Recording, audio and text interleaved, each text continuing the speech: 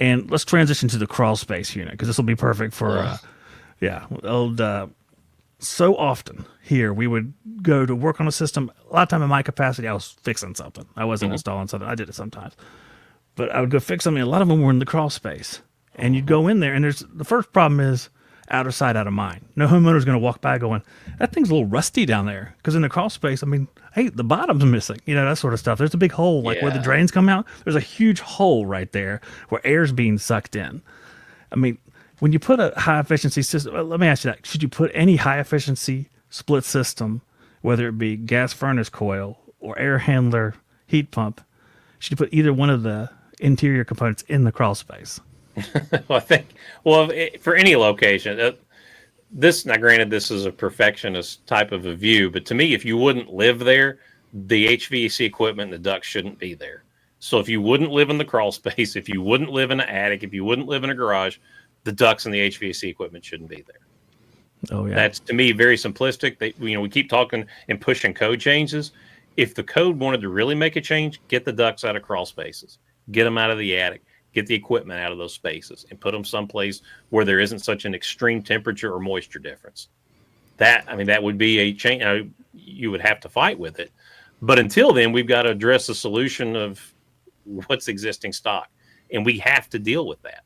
And unfortunately, one of the things that we've been doing for over 100 years is ventilating crawl spaces, which makes zero sense. As you said, it's really hot and humid outside. Why in the world will we bring hot, humid air into a cold space so it can condense and start raining off the floor joist and on top of the equipment? Now, I know this happened to you because I know it happened to me. When we were working on equipment, we get under that crawl space, and whether it was duct board or wrap duct, all it took was a back bump up against the duct, and you were instantly soaked. Yeah. Just because there was so much moisture. I can feel it. I can honestly, I can feel it crawling underneath a square duct and dragging my entire back down and going, it's the first call, and I took 4 shirts to work in the summertime. It's horrible. And it doesn't matter. And still in the crawl space, you could have R8, R6 duct, and definitely 4.2, and definitely the stuff with just hanging off of it. It'll condense because the gap between inside that duct and outside and that air and that dew point is so wide. Dew point is so high. You can almost do nothing about it unless you treat the entire crawl space, which I guess is the alternative. Treat the whole crawl space if you're going to put stuff in the crawl space. If you've ever been in an encapsulated crawl space, they're very nice. But the key is getting someone to pay for it. They have to see the value in it. But when a lot of homeowners realize, your crawl space is probably more connected to the living space of your house than it gets them paying attention. And if you really want to get somebody paying attention, if they have rodent problems or they've ever had any types of like snakes, large spiders in their house, easiest way to get somebody into taking care of a crawl space or an attic problem.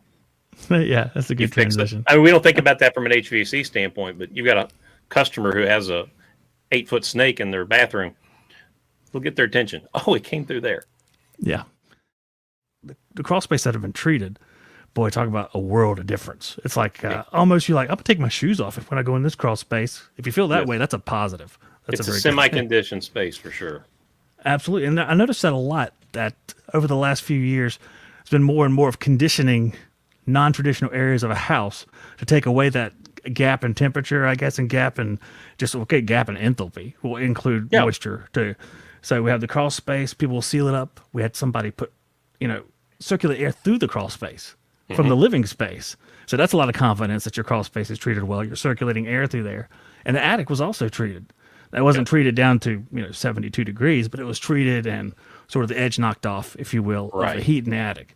So, I mean, you might have a 15 degree difference versus 60 degree difference. Yeah, right. Absolutely. And the techs up there like it. So that's a lot better, with minimal effort.